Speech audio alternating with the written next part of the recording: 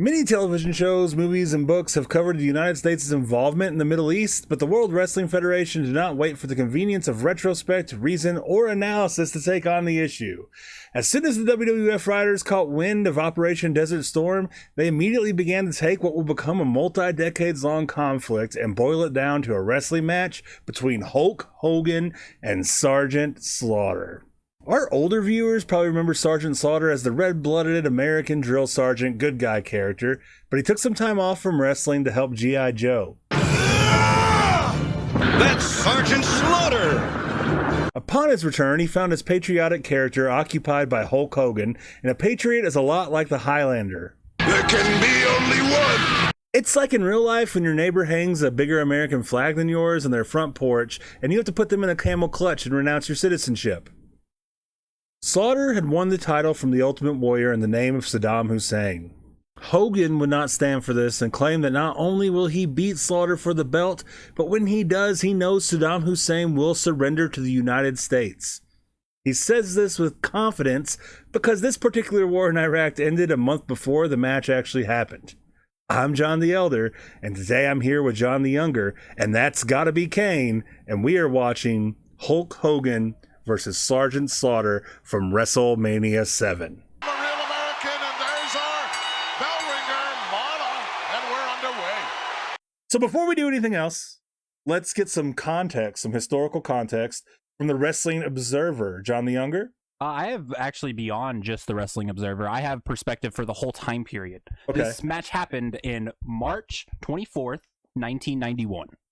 So I would like to ask you, take a swing at what you think the number one in the box office was in 91.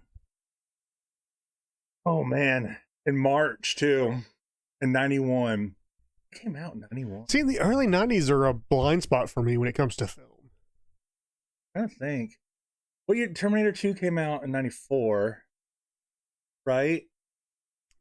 Or is it late? Like, was it later? 89, right? Terminator 2? Yeah. Terminator 1 was 89. We're going to have to look this up. We're not going to be I able feel like to that's cheating. I wasn't expecting. I was hoping you would just start throwing some names out there so we can make this RoboCop. quick. No, it's Teenage Mutant Ninja Turtles 2. Oh, dear God. Oh, That's really? number one at the box office in March. Everyone's, wow, that was a winter movie. Terminator was 84, 2 was 91. Okay. But a week before, Terminator 2 could have been the right answer. Could It have was a been. summer blockbuster. and the reason I wanted to do this was just to give some historical perspective on where we're at in time period, culture, music, all that kind of stuff. So now I think it's a good time to get into the Wrestling Observer notes. Okay. This is a day after WrestleMania, March 25th, 1991. WrestleMania 6 internally apparently had a very bad buy rate. This is Hogan Warrior. See, this is funny. I was just stopping for a minute because I remember this angle feeling so hot when I was a little kid. No, you're misunderstanding. Okay. Hogan Warrior had a bad buy Oh, rate. Yeah. what's my number Pay-per-view buy rate. 4? Okay. Yeah. Internally, it was blamed a lot on Warrior in a face versus face matchup. Yeah. I wonder who blamed Warrior. Yeah. I could never guess. Doesn't work for me, brother. And Meltzer said that they hoped going back to the heel versus face matchup, the classics would generate more buzz and more pay-per-view buys. And Meltzer says it did not. Yeah, I knew this wasn't a hot angle like now, but back when I was a kid, man, like Slaughter beat down Hogan on like Saturday Night Special or something. And I remember Saturday crying. Night Main Event. Yeah, I remember crying as like a little kid and being like, no, not Hogan. No, my red-skinned friend. Well, apparently it was the lowest gate that they've had since WrestleMania 2, which is terrible.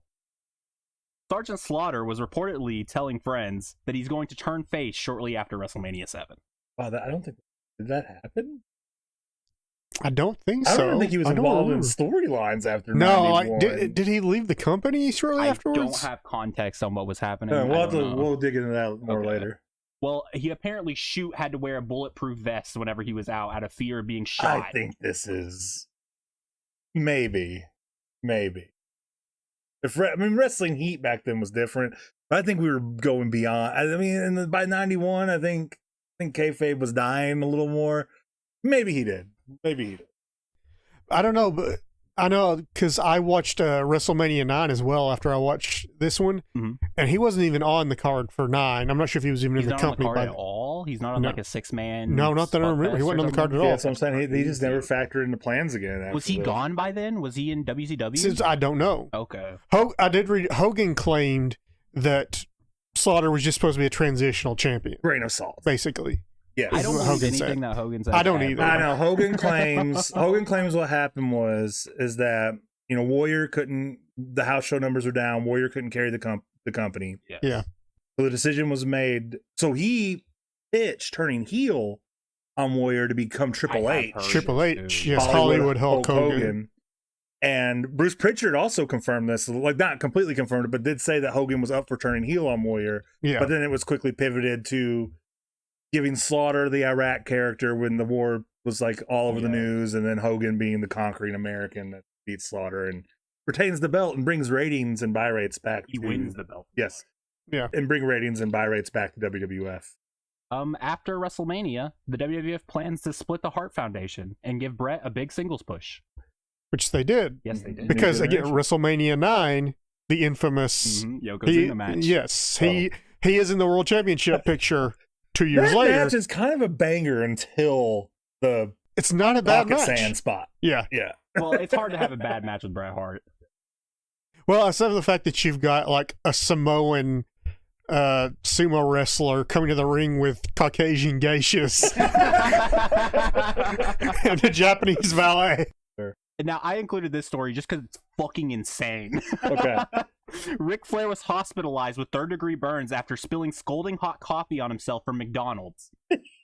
That coffee's no joke. This was a year before the famous lawsuit. Yeah, that lawsuit is actually, once you start reading about it, it's not pretty frivolous. justified. No. Yeah. Hot coffee should not give you Like her third-degree genitals were burns. maimed. Like, Yeah. It gets cited a lot it's as not like funny, but it's, frivolous lawsuits, but like no, those are legitimate lawsuits. She was horrifically maimed by Yeah. coffee. He was, Meltzer writes, he was supposed to miss a week or two, but wrestled the next day on a house show. so clear. He'd wrestle tomorrow. He'd be wrestling weekly if someone would still let him. And that's all I got on the Observer for this week. So let's dive into the full-blown match. What did you guys think of Hulk Hogan versus Sergeant Slaughter? Well, I wanted to ask it first, because my stream didn't have Slaughter's entrance. So did he get nuclear heat? Yeah, I mean, he had heat. Yeah. Okay. Yeah. He had heat all throughout the match, too. Speaking of which, the crowd for this, Holy fuck. Like- Holy fuck. you don't get wrestling crowds like this ever anymore. No, dude, no. Hogan is God here. Yeah, he They- is They so are. over. There was not a second of silence that entire match. No, they were pulling for Hogan hard and booing Slaughter as hard as they could. And I don't know if y'all got the video package, like the opening video. Like my stream had the opening video Yes, it did. package, but not Slaughter's entrance for some reason. But Yeah. why did Slaughter make that fucking noise? He's like, "Ugh." He did that all the time. That was like his thing. I don't Why did he know. do that? I don't know. He was always like, "Arr, So they Hogan." did promos too. They each did they? a promo, a backstage promo before the match. And dear God, promos back then were awful. Yeah, they're just cocaine fueled ranting. They're all standing the same way. They're all standing to the side, looking like getting them in profile. Like Mean it's- Gene. Yeah, no, Yeah, it it was was- terrible. And Hogan fucking quotes the Star Spangled Banner in his freaking promo, and he ends it, but with "By the Dawn's Early Light" as he's flexing really hard. Dude, It's like Pure this is the cocaine. lamest shit my ever. pure cocaine on God. screen with the promos This is back the then. death of Hulkamania, by the way. This is the last year that this is really fucking over. Yeah. Yeah, because then we have, they try to make it happen again, of course, WrestleMania. Yeah. Yes. But sticking with the match, the entrances, Slaughter, crazy heat, Hogan, crazy over. And then we get into the match, and it's pretty much just Hogan on top for a while, like garnering the crowd. I have notes here where I said, holy fuck, they are pantomiming like hell. They haven't touched each other for like 3 minutes. So I actually did time that from when the bell rings to when they touch each other is a little over 2 minutes Jesus. before they make contact. Yeah. But again, the crowd was hot They're for in the it. chase. Yeah, Yeah, they they're in were. Hogan's chase. Yeah, so Hogan is on top. Like I said, I don't have a lot to break down this match because it's not about the moments, really. It's about the characters Yeah. involved here. So Hogan eventually, they do some screwy stuff outside. I can't remember what exactly General Adnan. General Adnan, yeah. does to help Slaughter get over, but like Slaughter's on top, and there's a long process of Hogan just being beat down. So I wasn't clear about something. Was this a no That's DQ what match? I had it written so many times. Slaughter just hits Hogan with a chair like 4 times. He pokes him in the eye. They have a match after this. It's a Desert Storm match. That's no DQ. That's a rematch for the title. I think the ref is supposed to be distracted in these situations. I think that's what it's supposed to be happening, or he's not looking. Maybe because he does count. Pretty sure he was counting. I'm pretty sure he was looking like he was right there when Slaughter poked Hogan in the eye. I mean, the chair shot. Later in the match, weakest chair, like the second weakest chair shot I've Yeah. ever seen. Ironically, the first weakest chair shot I've ever seen was Hogan doing one on, I Yeah. believe, the Giants. But yeah, we get color in this match, and Hogan is still getting beat down. He's got color now. I think there's a spot where he's in the camel clutch and the blood's coming down, and you think he might tap. I think this is a perfectly acceptable wrestling match. I don't think this is that bad. I have at one point, since we were at the point where we're Hogan bladed, I have here Hogan. Is this a no DQ match? No, the ref is counting. Why is Slaughter not getting DQ'd? No, the commentator just said he might be trying to get DQ'd. So why? Yeah. What would it take for him to get DQ'd? Bobby Heenan said he might be trying to get DQ'd. He's trying awful hard. How much harder can he try? And then after that, I have this match sucks. Man, in all caps. At one point, he choked Hogan with an audio cable. I don't think this match is that doesn't make sense, but EWR Revenge review of this, E-Fed review of this would be perfectly acceptable wrestling. There's a point in this match, by the way, where Hogan just fucking eye-rakes Slaughter and the crowd pops. Yeah, that was like Hogan's had that in his arsenal for a while, and it's a heel move to us, but he wrestled heel for so long. I don't think he just ever changed the moveset. He also does the back scratch, the clawing back scratch thing, which is normally associated You're with underselling the fuck out of how bad this match is. Okay, there is a point, by the way, where Slaughter, what did Slaughter do? Slaughter does a move. I don't even remember what it was. But he gets a visual 3 count on Hulk Hogan while General Adnan is accidentally distracting the referee. Who booked I have that in here. That moment, I think, is after the. I think it's supposed to worry the crowd, like, oh my God, Hogan's not going to kick out. But why is Adnan distracting the ref? That's his guy. He didn't mean to. It was an accident. That's stupid. He was really heated with that referee, man. So Hogan mounts his comeback. The crowd is super hot for Hogan coming back. And by the way, Regis Philbin is on commentary for this. Yes. Famous for Who Wants to Be a Millionaire and some morning show, right? Live with Regis and Kathy Lee. But he's really good. Yeah. He's genuinely emotional. He's like, this Slaughter is diabolical. Well, I mean, Regis was a professional broadcaster for he's decades. killing it out there. I didn't have much notes on the commentary. He's better than McMahon.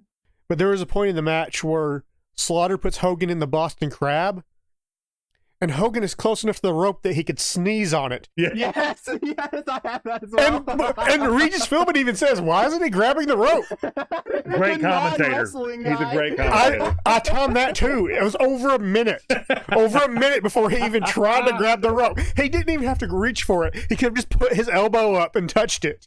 But over a minute where he stays in that Boston Crab without even trying to get out of it. Hogan goes to the top at some point in this match. He does. I've never seen that before. Yeah, well, he gets out of it very quickly because they do the Ric Flair spot. Yeah. But he goes up top, which I was surprised.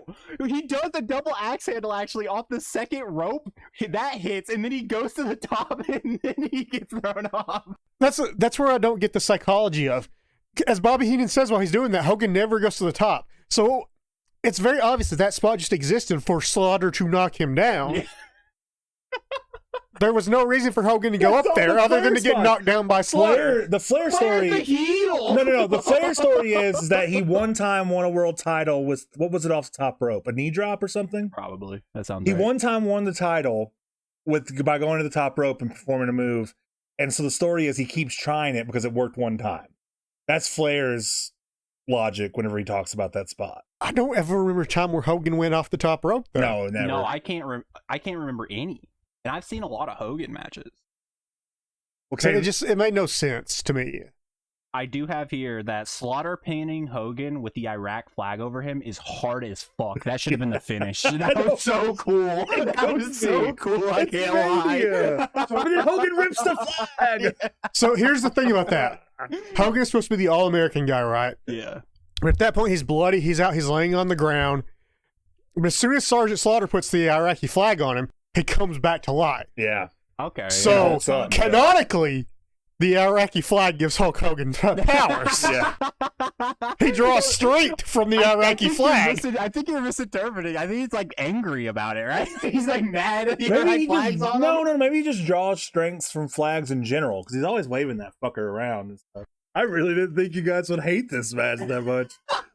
I actually still kind of like it. I don't dislike I it. know it's fine. The crowd was hot. I was entertained. I think you saying that it's like an alright match, I'm not offended by. The crowd was super fucking hot. Yeah. And that can make a match. It straight up can. I just thought it was. It wasted my fucking time, is what I felt like. It didn't need to be 20 minutes. No. I just thought it was a very standard, like, mid-card Like- episode of Raw match. Like I said off mic, it's like this is their standard. This is what the model of this match is like every WWF, WWE main event match booking, right? It's face comes in hot with the crowd, has a big moment early in the match, then gets beat down for most of the match, then rises up and comes back. You know, I think there's Triple H main events booked like that. They come back to this booking a lot. But did you guys know who was front row for? I was about did to you mention notice? this. I was gonna wait till the end. We'll Trump. He That's was. crazy. We'll And- show y'all. Yeah. Did you see the guest timekeeper, the woman? That was the guest timekeeper, the blonde woman that came out with Regis, and did you not see that part? I knew what you watched. Who did she come out with? Regis, when they Regis- announced Regis.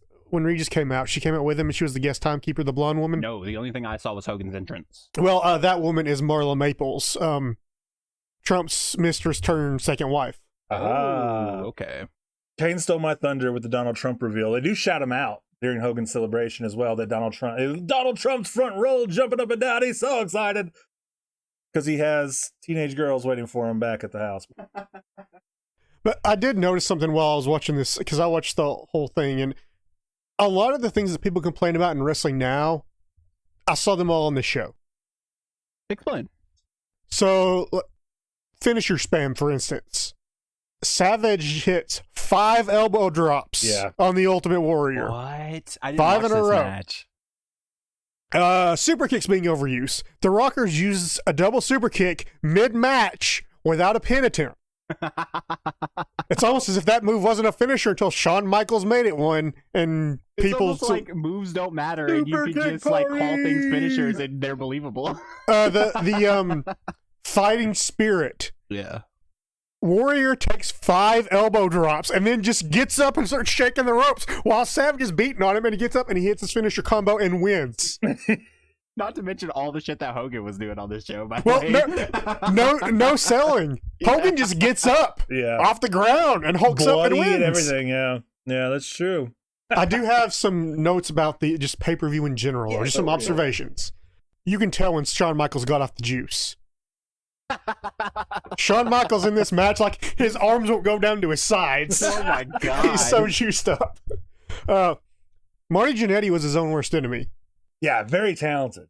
He was. Very Like, excellent I wrestler. don't Even up until his older age. He had a run in like 2002 that was good. yeah. I don't know that he ever would have gotten, like, Shawn Michaels level main eventer, but he would have been, like, a Dolph or a Miz. Like, Sure, mid-card upper guy. mid-card occasional you main can only eventer. do so much cocaine. Do you know what I mean? Yeah. Like, you can't just do it all the time. Because then you're always like that, and that's kind of what happened to Marty Jannetty. Well, if I'm not wrong, Jannetty appears everywhere in wrestling up until like the early 2000s. Yeah, so I say he right? had a run in WWE again, and it was good. Like he was a talented wrestler. He still had a good moveset that was interesting. It was fun to watch. Like Haku was fucking amazing. always. Oh yeah. Shawn Underrated. Michaels does like a standard shoulder tackle on him. He sells that bitch like a spear. This is Like, the opening he- match, right? Yes. This is Like, low-key. he turns his body, shoots off to the side of the ring. He sells that thing like a motherfucker. This is an early contend. Like, this is like, as far as like WrestleMania openers go. Yeah. That's a really good opener. It was the Rockies Yeah. versus Haku and It's the up there Barbarian. in, like, best WrestleMania openers. I think, It's a good match. I just wrote Jesus Warrior because that man was so roided out. Like Holy everyone on this fuck. card is roided out, but Warrior Jesus. No, but This is Warrior- before the steroid scandal, Warrior's right? Yeah. bleeding, like he's bleeding shit, bro. I don't know if there's any blood left in that man's system, dog. This is maybe a broader topic for another time, but WWE never told good stories. No, This was it's always been shit. It's the most ridiculous story. This main event is the most ridiculous story in and outside the ring. Yeah. Deadly Games. That's is why a I picked good it, story. so. I'll push that. And so here, this one too. This was a big one because I noticed I got a few subpoints on this. Everyone who bitches and moans now about how wrestling used to be so much more realistic, and I'm talking to you as well, Bret Hart, all you need to go fuck yourselves. So what do you mean? On the show, we have an undead mortician measuring Regis Philbin for, I guess, a funeral suit. Yeah. You didn't see this, but Regis Philbin interviews Paul Bearer and Undertaker just starts measuring him for, like, I guess, a funeral suit. Oh, Because this that's had his to be gimmick. You know, super that's early taker. yeah, because it's his literal fucking gimmick. It's literally he's an Undertaker. He's an undead He's not like a dead god. What is? We let this shit slide way more than we should. What is Undertaker? He's like a death god who's also a biker. Death God biker mortician in his early No, days. he's an MMA expert too, right? I feel like when he dies, the first casket match, like he officially dies, that's when he becomes Zombie Taker. It's like a Jason Voorhees timeline.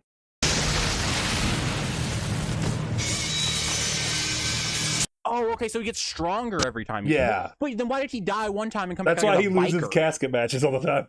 Yeah. That's how he gathers his strength. Not from flags, but caskets. Okay. Also, on the completely unrealistic, featured on this card is the Mountie. Oh my god, Yes. I love the Mountie actually. There is a current member of the Royal Canadian Mounted Police wrestling on this card. He feuded with the boss man. That feud's sick. Maybe, like, apparently that's just something you can do in the RCMP. You can just maybe that's why they can't find any of those missing Indigenous women, because they're all wrestling and not doing their jobs. Yeah, okay, that's a hot joke. I like that.